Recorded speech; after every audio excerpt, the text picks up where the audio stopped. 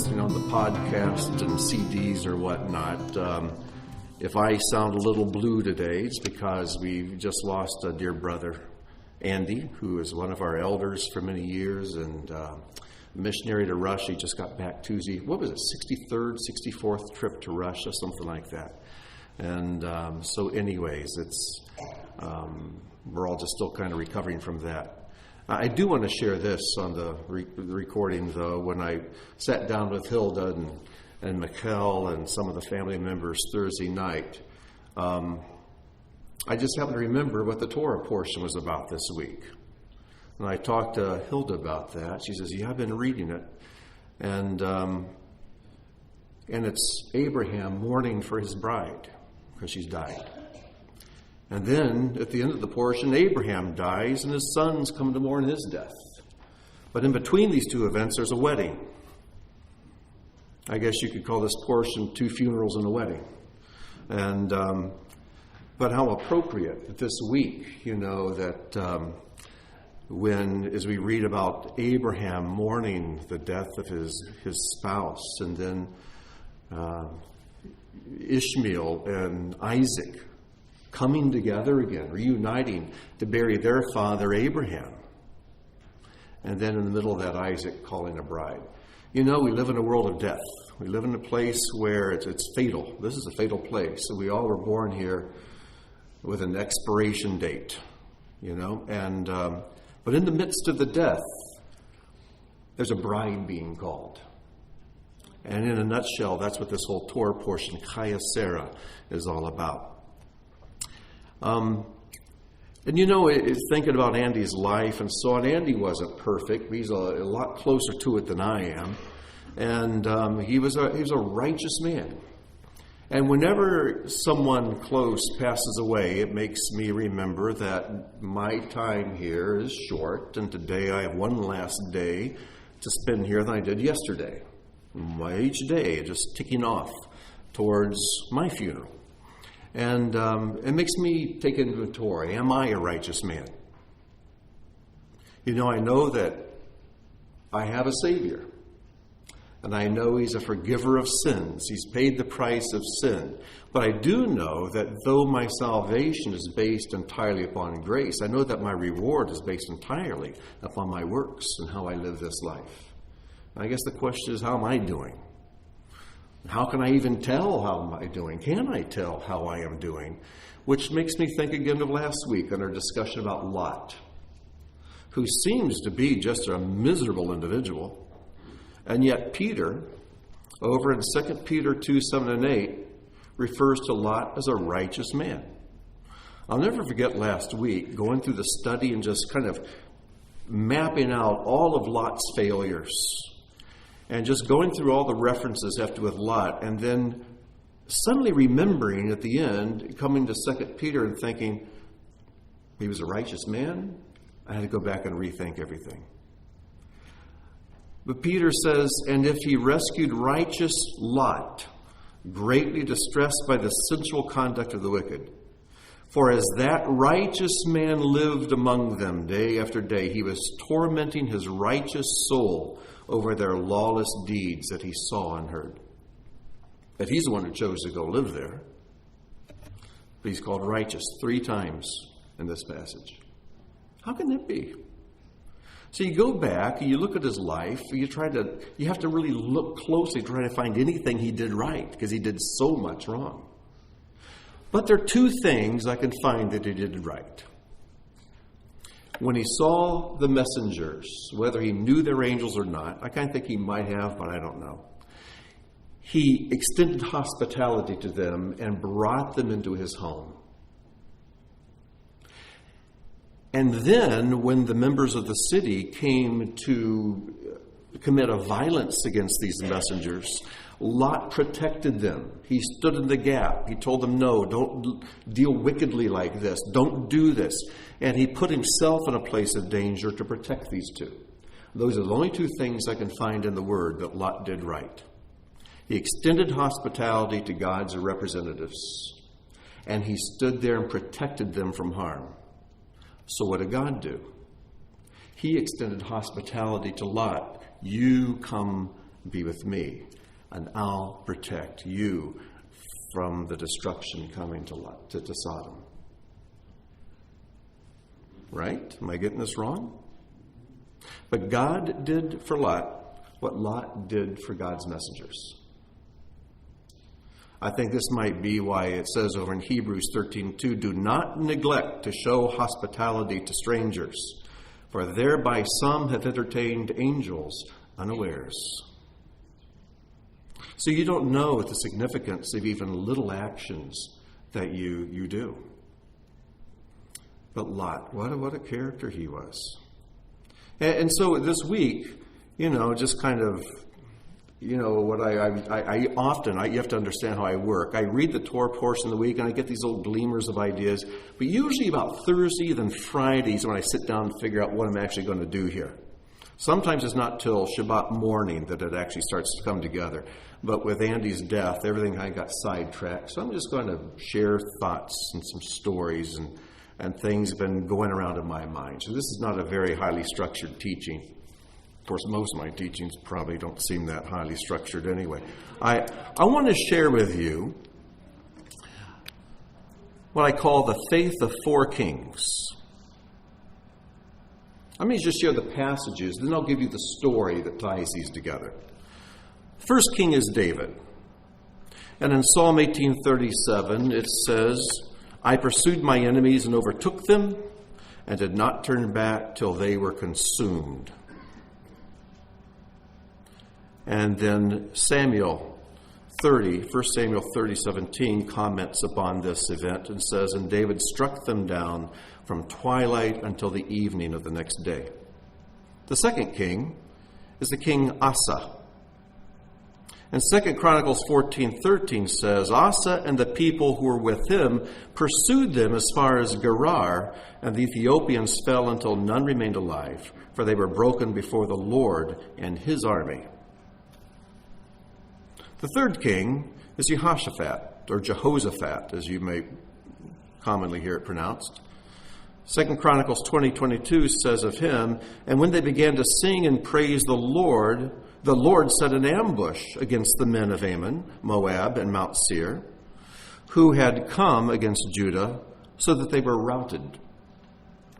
And then the fourth king is Hezekiah. 2 Kings 19:35 says, and that night the angel of the Lord went out and struck down 185,000 in the camp of the Assyrians. Now, what ties these four kings together? Well, there's a story in the Midrash Rabbah, which contains stories that were well known in the first century. Yeshua knew these stories, and his apostles knew these stories. Paul knew these stories, and these stories are often cited in the New Testament scriptures. Many times you think, how did Paul know that? How did John know that?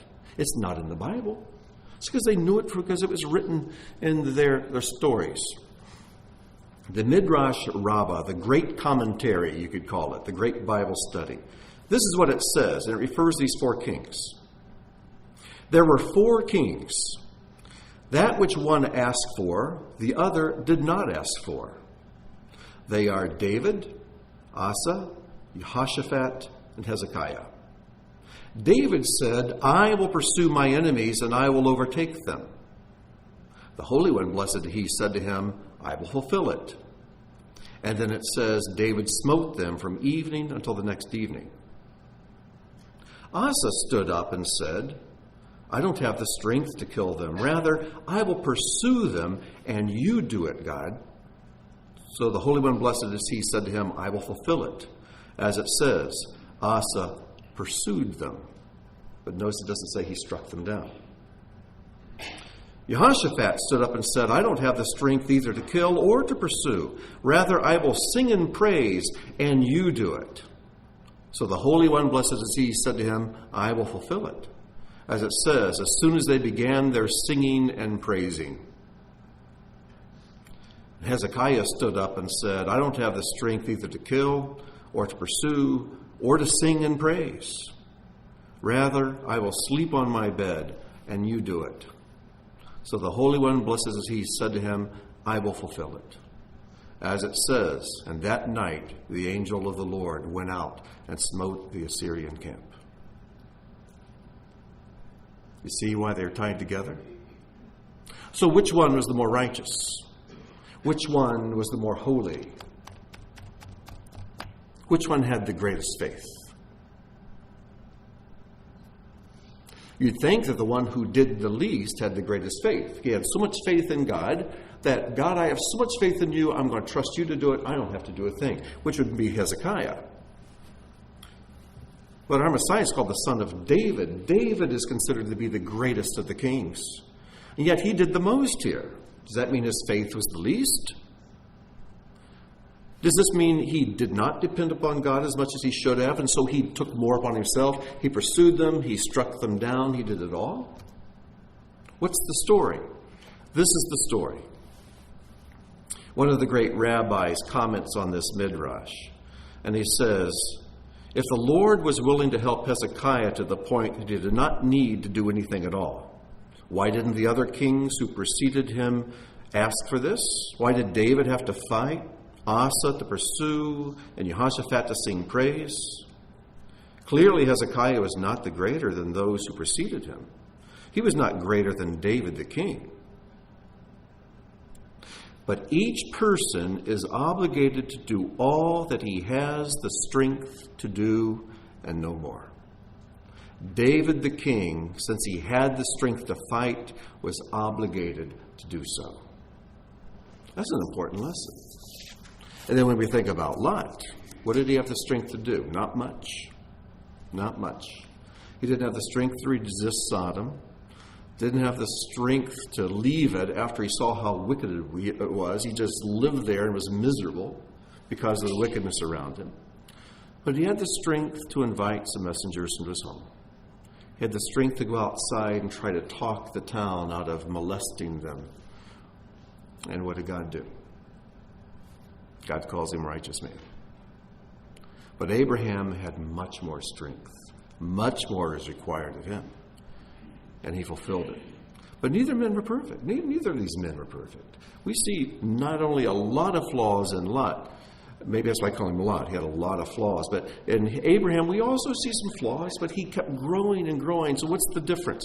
And I think it's because Abraham had a stronger heart. You know, last week we were quoting some passages, and Sharon mentioned Jeremiah 17:9. The King James reads this way, the heart is deceitful above all things and desperately wicked, who can know it? Which is probably one of the worst translations in the entire King James Bible, and there are many terrible translations in the King James Bible. Might I just encourage you right now, if you have a King James, keep it on the shelf. Keep as a keepsake. Do not use it for study because it's damaging. Because it's so riddled with terrible translations that have affected and damaged believers since 1611 when it came out. Now, if it was the only translation in English, okay, we work with it. But it's not the only translation, and it's by far the best. So you have a King James, put on a shelf. It may be worth something someday. But there are better translations. And NIV you can put up on the shelf next to the King James. It's not a good translation either. In fact, it doesn't even claim to be a translation. It's a paraphrase, not a translation. All right? There are many good translations out there. But no translation can truly communicate the purity of the original Hebrew. And it's like Boaz Michael writes in the foreword to the Delitzsch Gospels, that every translation is a commentary. It can't be avoided. It simply cannot be avoided. So find the best translation you can. That word that the King James translated desperately wicked, it's one word in Hebrew. It's the word anush. Anush. In fact, further down in Jeremiah 17, verse 16, that word is used again. I have not run away from being your shepherd, nor have I desired the day of woe, or the woeful day. That's also the word anush. This is called the desperately wicked day. In fact, there's no other translation I found that translates this word ever as wicked. It means weak or sick. It's the weakness that comes from illness. And that's what it says about our hearts. Let's read it again. This is the way it should be translated. The heart is a Jacob. Akov halev mikol. The heart is a Jacob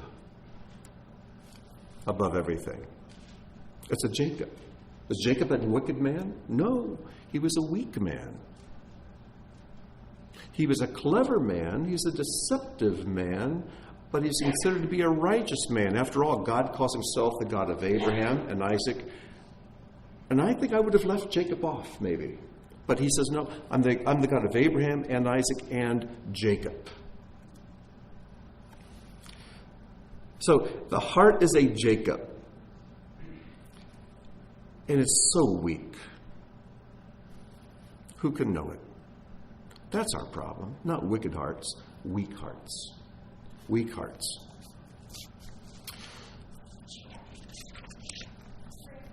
Yes, Valerie.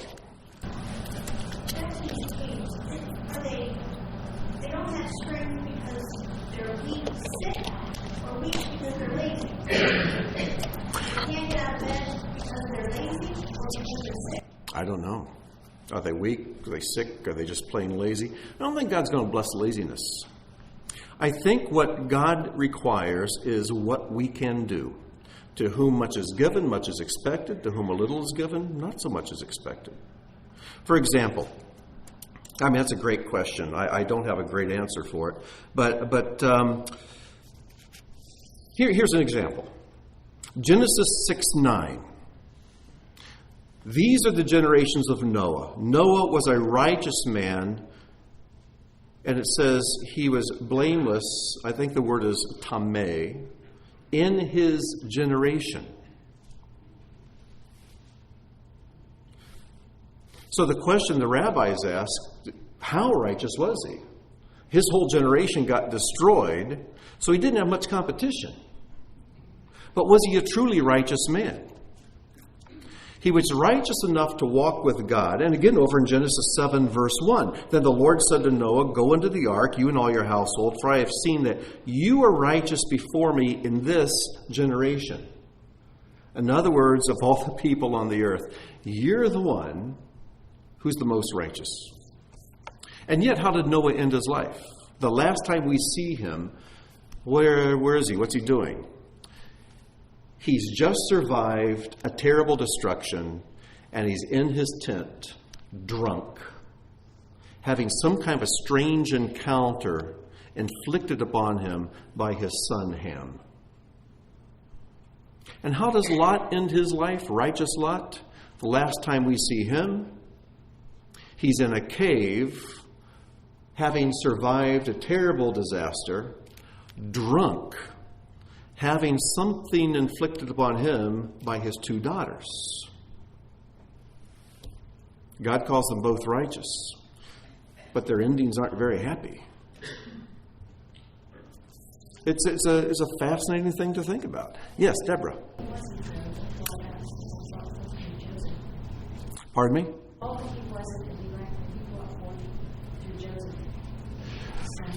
Are you talking about Noah? Jacob? Yeah, no, Joseph was absolutely a righteous man, yes. Yeah.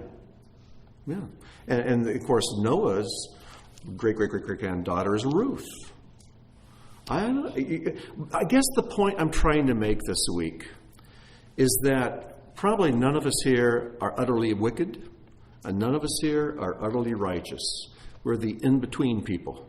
I think Benoni is the term that the Hebrew uses for this. The in-between ones.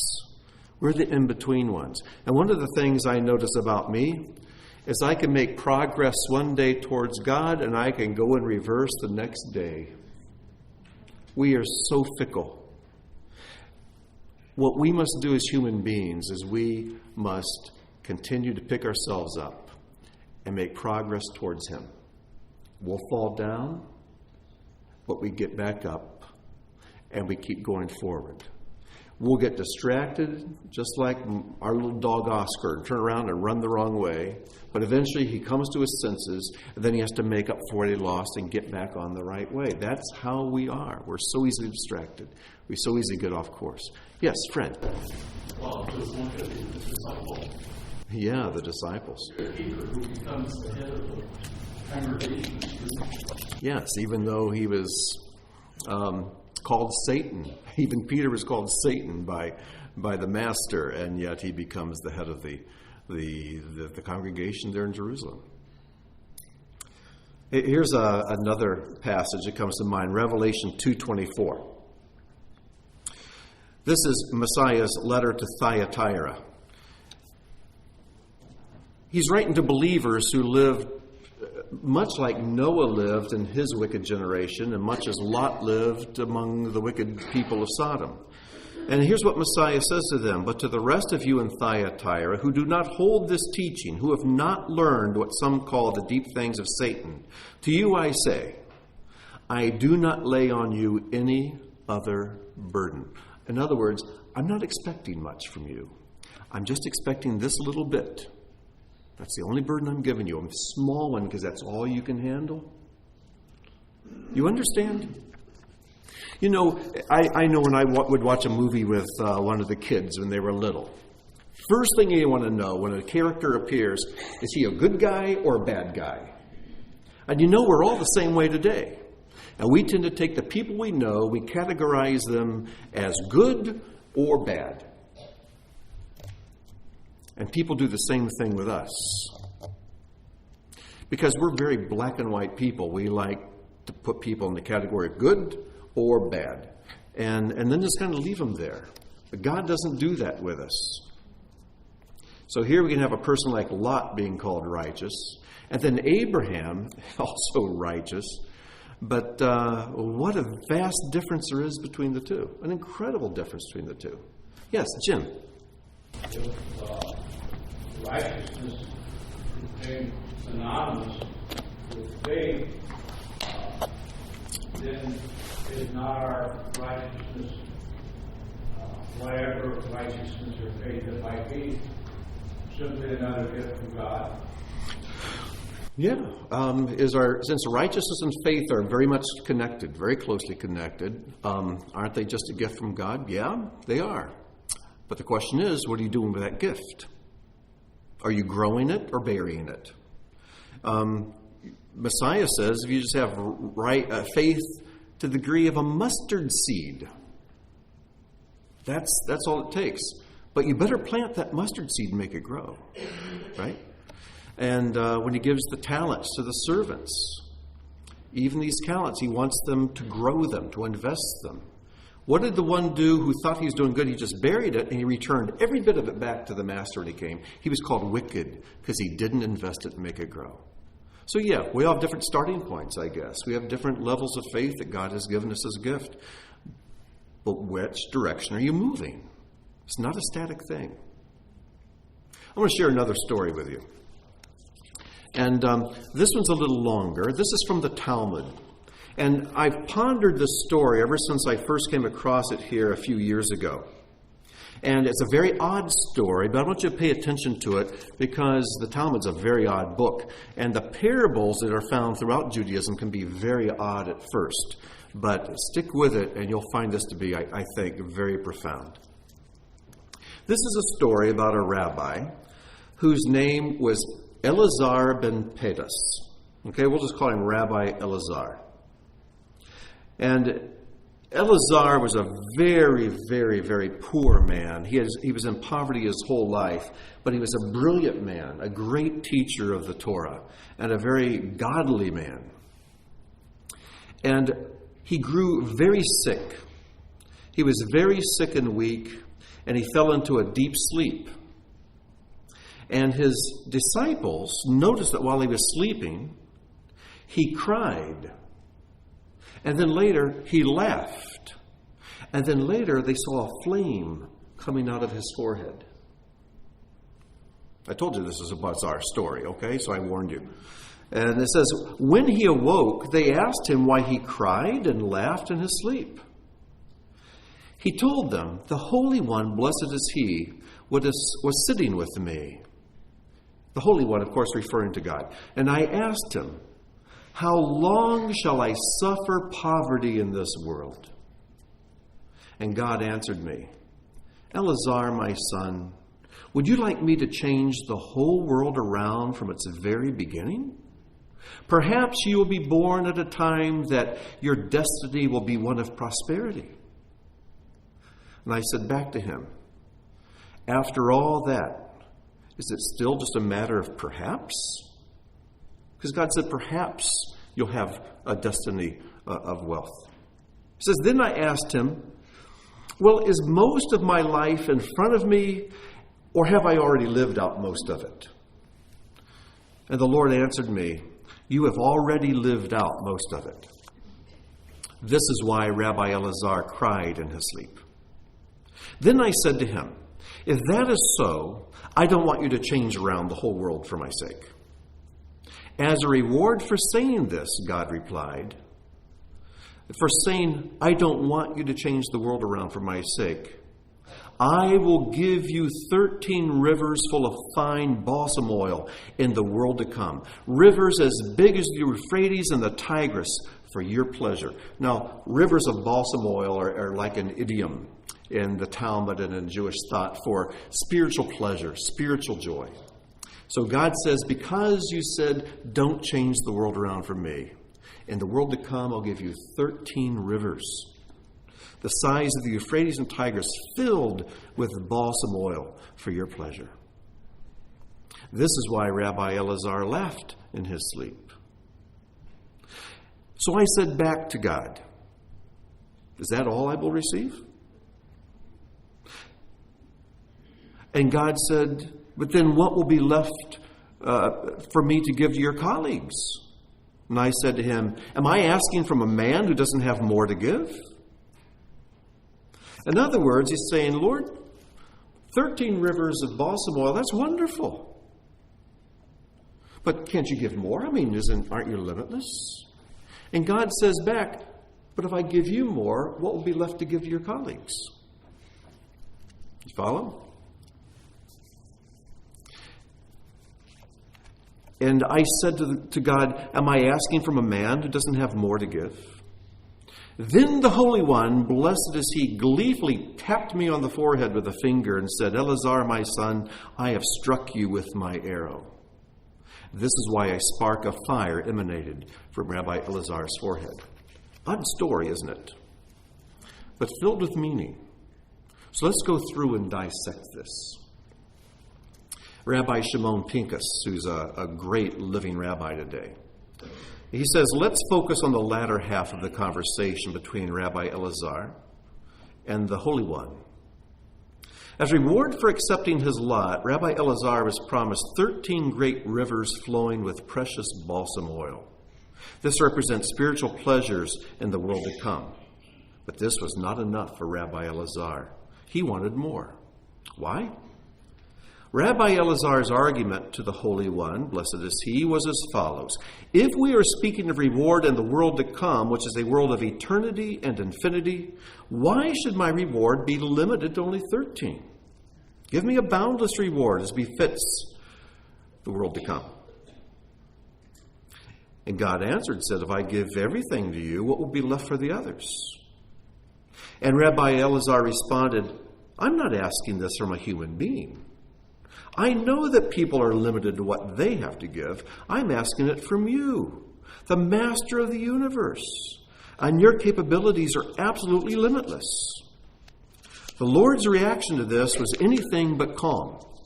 He gleefully gave Rabbi Elazar a tap with a finger and excitedly exclaimed, I have struck you with my arrow. The Lord was saying, so to speak, great answer, but you deserve a slap. You know, when I got to this part, I was riveted because I have felt that way so many times. I have felt in my heart God saying, great, you did a good job there, but you still deserve a slap. I feel that pride just about every Saturday afternoon after I leave here after teaching. I say, Grant, good job. You did good. We still need a good smack. Now why? Why did Rabbi Elazar get this response from God? Why did Rabbi Elazar deserve a slap? Wasn't his argument compelling and correct? Didn't he rather deserve a kiss? It seems that the Lord was hinting to Rabbi Elazar, I'm absolutely delighted by the wonderful things you say, but I still find fault with you. What was the fault, do you think? Before I go on, what was the fault that you think God found with Rabbi Elazar? Greed? No, that wasn't it at all. That's the first thing I would have thought. Greed. He's greedy, but that was not it. God was delighted that he realized that God was limitless. Limitless. And when God said, well, if I give more to you, what will I have to give to others? And Elazar says, come on, you can't fool me. You have an eternal supply. Giving more to me does not in any way diminish someone else's supply. And God was delighted with that. But what fault did God find with him? Wasn't greed. Not greed. What's that? Nope, that's not it either. Jim? Nope, wasn't that either. Yes? Nope, wasn't that either. Rosemary? For not being faithful? You're getting close. Elazar was faithful, but it was a question of faith. His faith wasn't strong enough. That's what it comes down to. You're saying, how can that be? The reason you can't see why his faith wasn't strong is because we are all just like Rabbi Elazar. That's why you can't see it. Thankful. I think you said faithful. Now she's covering herself. She's saying both. Yeah. Robin.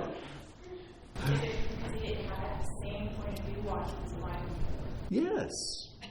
That's exactly it. If you didn't hear Robin's answer, then we'll just read a little bit further.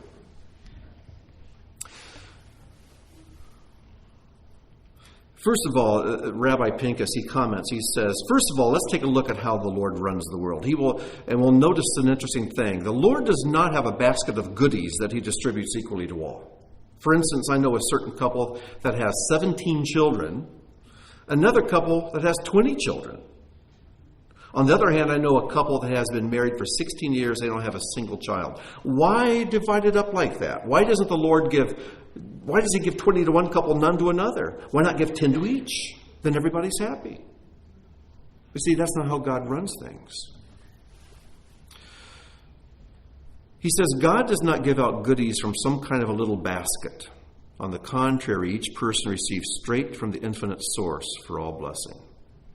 What I receive has absolutely nothing to do with what the next person gets.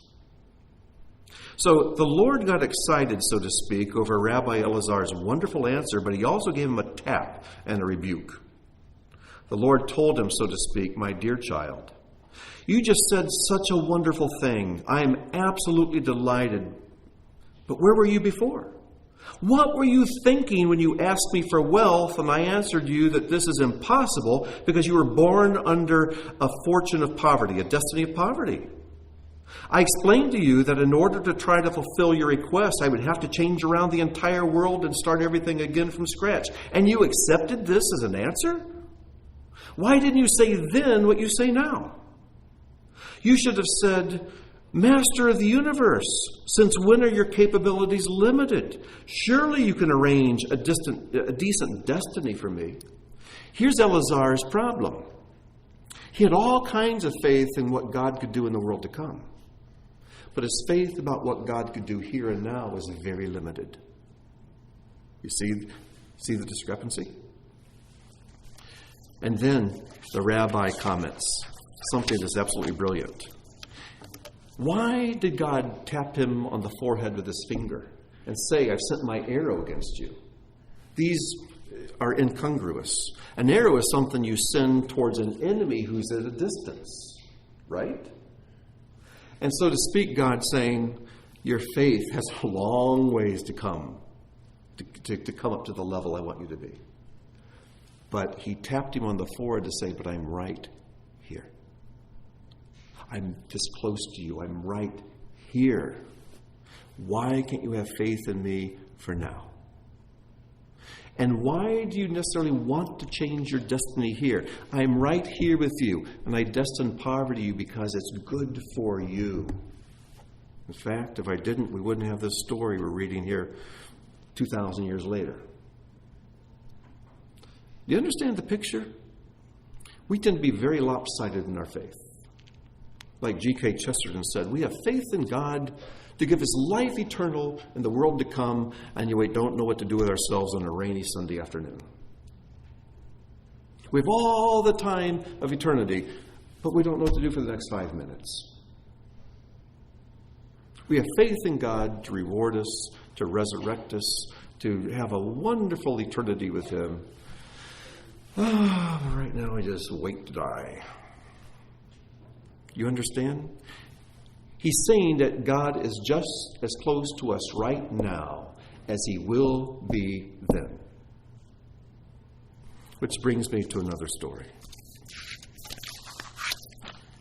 Some years back, I came across a comment by Rabbi Eliyahu Dessler, who lived in the first half of the 20th century. Very godly man, extremely godly man. And he says there are 5 basic levels of faith.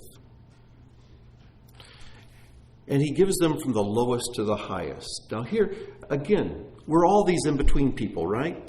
We all have faith, but none of us have as much as we should. All of us have a righteous walk with God to some degree or other, but none of us are where we should be. And so maybe this will help you to figure out where are you on the scale. And Rabbi Dessler says there are 5 levels of faith. Lowest level, number 1. This is the person who believes that the creation is a pure accident. In other words, there's no faith at all. It just happened, and there's no God. Okay? So that's no faith at all. I don't think any of us are there.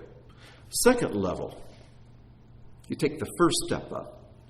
This is the person who believes God created the world, but has no further involvement with it. I believe in a creator.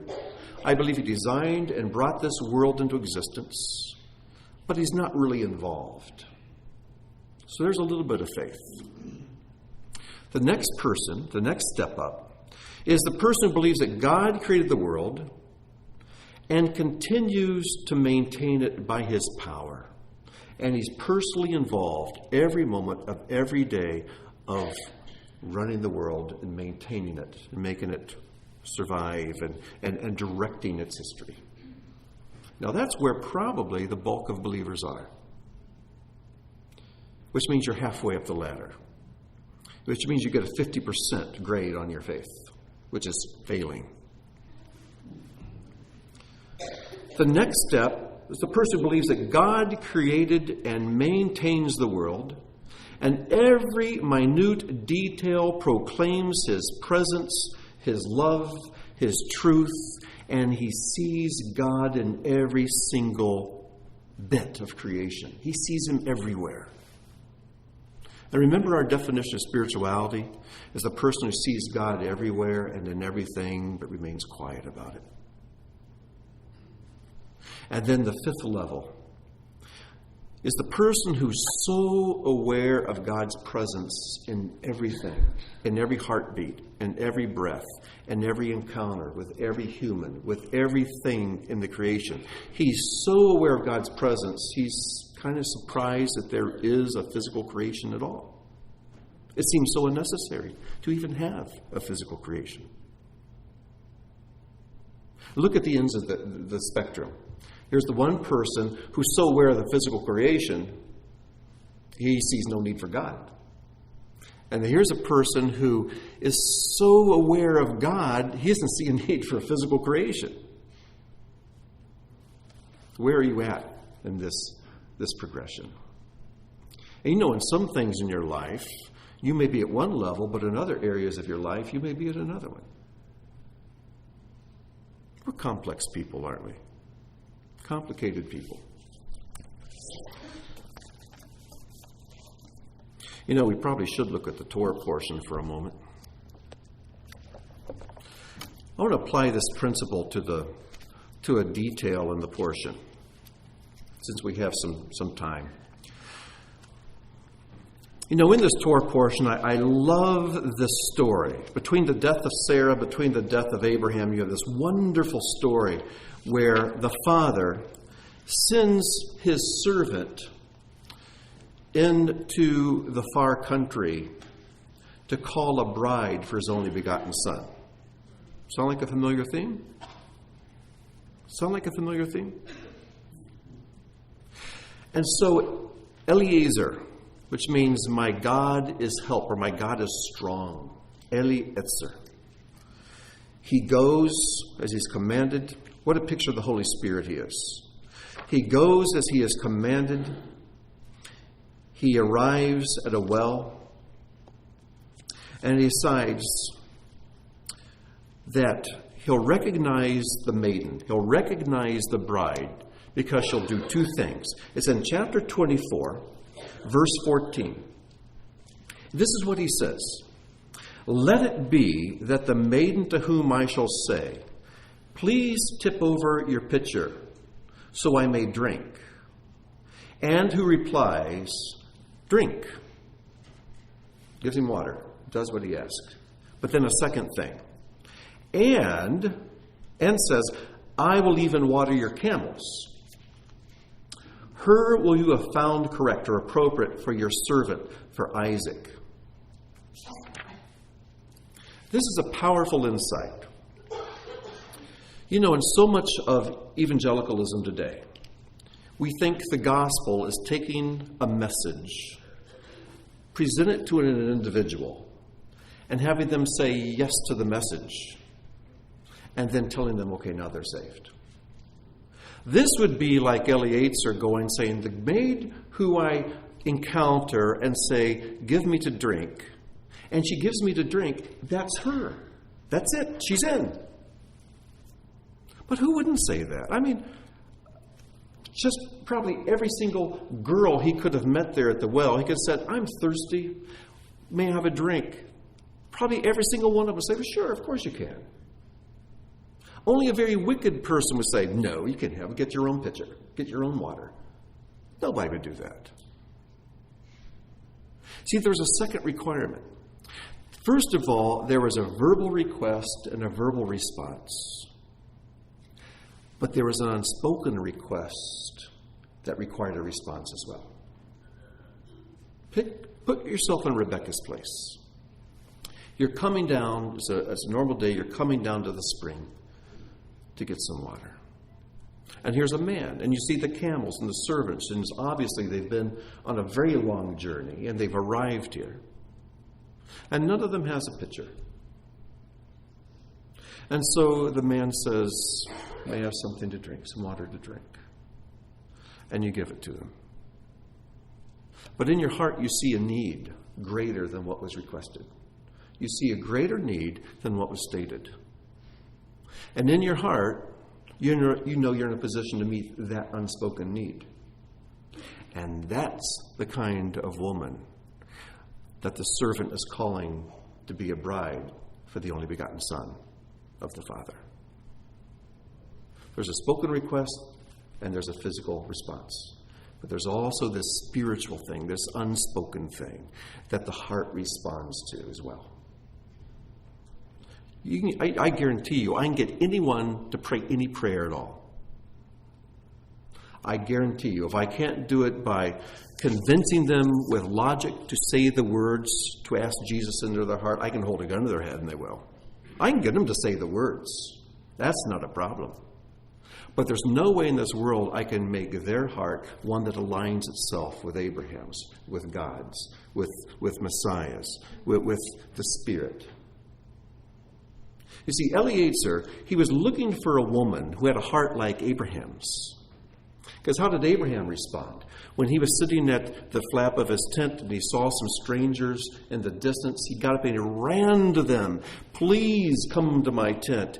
And you can eat, you can wash your feet, you can rest under the shade of the tree, and I'll prepare and he made a feast for them.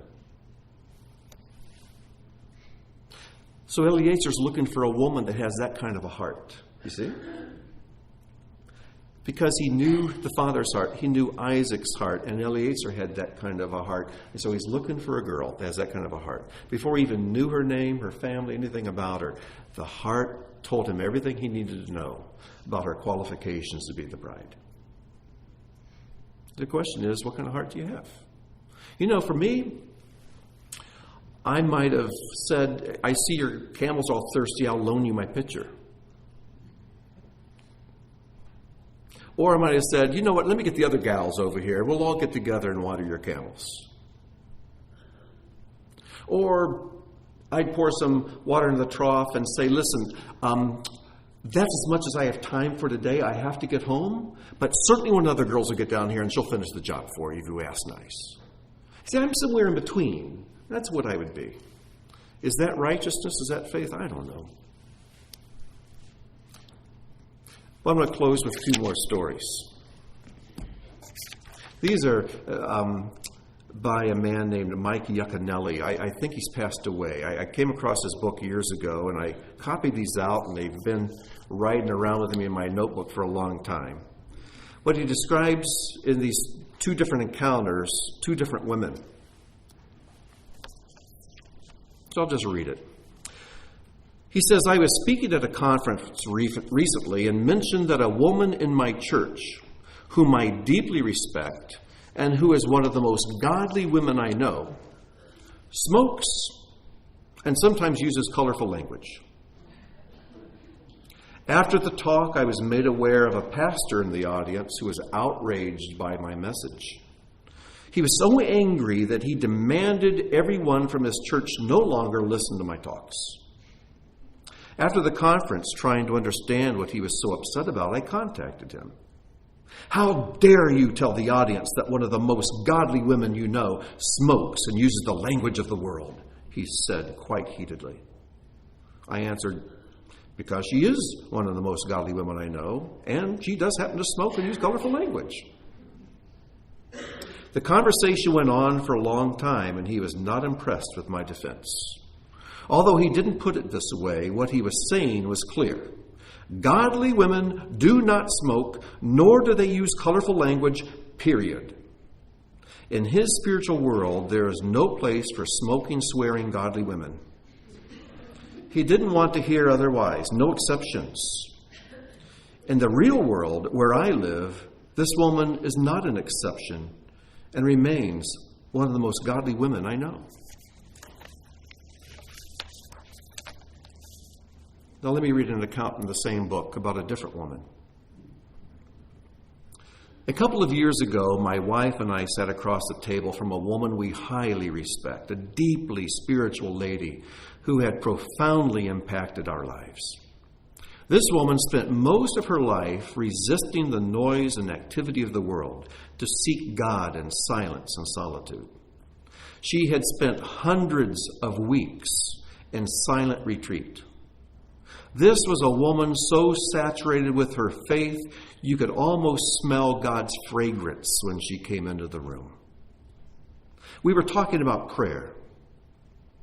It's embarrassing to be sitting with you, I blurted out. You spend days, weeks, even months in prayer. I'm lucky if I spend 10 minutes. Compared to you, I'm not very spiritual, I'm afraid. Her eyes flashing with anger caught mine, and she fired back. Mike, knock it off. First of all, you don't spend every day with me. You don't know me at all. You are comparing what you know about yourself to what you don't know about me. Secondly, I battle depression daily, and it has won during several periods of my life. I never told you about it. I don't have a family. I like to be alone and silent. But trust me, I am just as unspiritual as you are. Then she said gently, you think about God all the time, don't you? Well, sort of, I said. And she said, thinking about God is being with God. Being with God is spirituality. Thinking about God is praying. So shut up with this guilt stuff. You have been praying most of your life. You are a spiritual person. Now, I don't want you leaving here thinking, oh, I can be spiritual and I can take up swearing and smoking. I don't want you to do that. That is not a license to go out and indulge the flesh or anything like it. What I'm saying is this. All of us somewhere are between Lot and Abraham in our walk of faith. And whatever you do, we need to keep growing. God, make me more like Abraham, who's the only person in the Bible who is called God's friend. God's friend.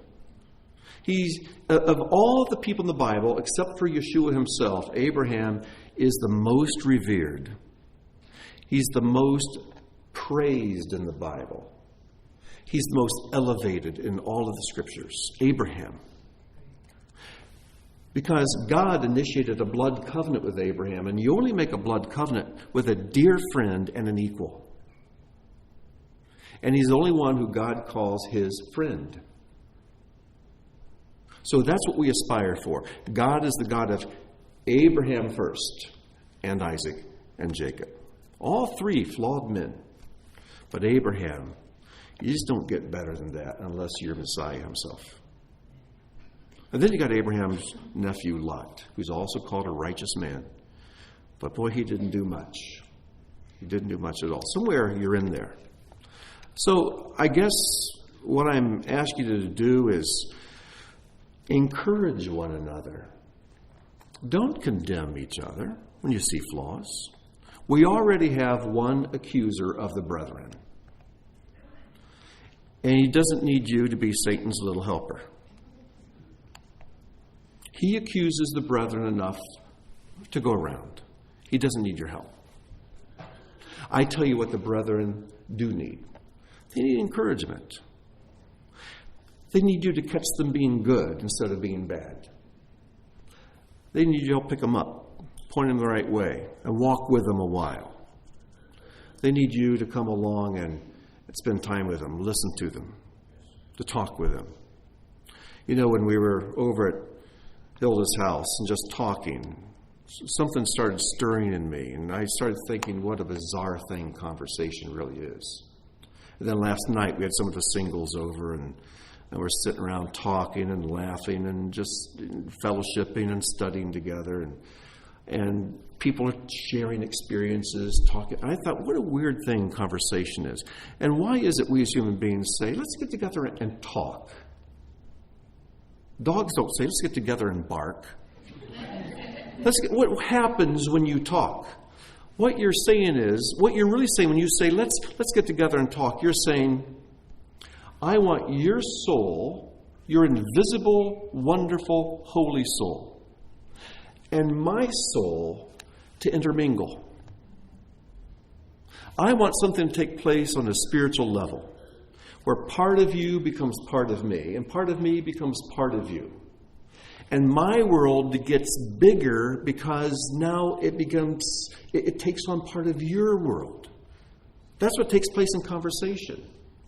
When you trade funny stories of things that happened to you, or sad stories, or experiences, or things you learned, or embarrassing moments, what you're doing, you're allowing your soul to absorb part of the others. You're becoming one.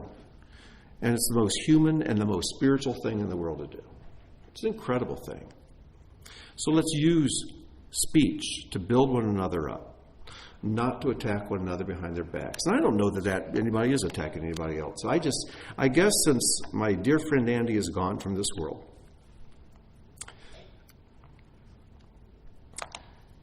and he was such an encourager and a man of peace, as Dan said earlier. And if you knew him, I know you don't have a single bad memory about him. And every memory you have of him is a good one. And in his absence, let's pick up his responsibilities. And we lost one Andy, so let's all each become an Andy. Let's let his absence multiply his presence here. And let's encourage one another the way he did. You know, I just don't remember him complaining much or anything else. He always was encouraging and had a heart to serve. And when you were with him, you just felt built up and you felt loved. And we could use more of that. We really can. So let's do that. Let's quit trying to worry about how righteous this person is or that person over there or how faithful she is. Let's just be faithful. Let's be righteous. We have a long way to go, every one of us. Let's keep moving. The question's not where you're at, but which direction you're heading. And let's help one another, especially in these last days, to encourage one another, to be obedient, be faithful, and encourage one another along. We can all use that. All right? So the person sitting next to you in the same room here with you never feels alone. All right?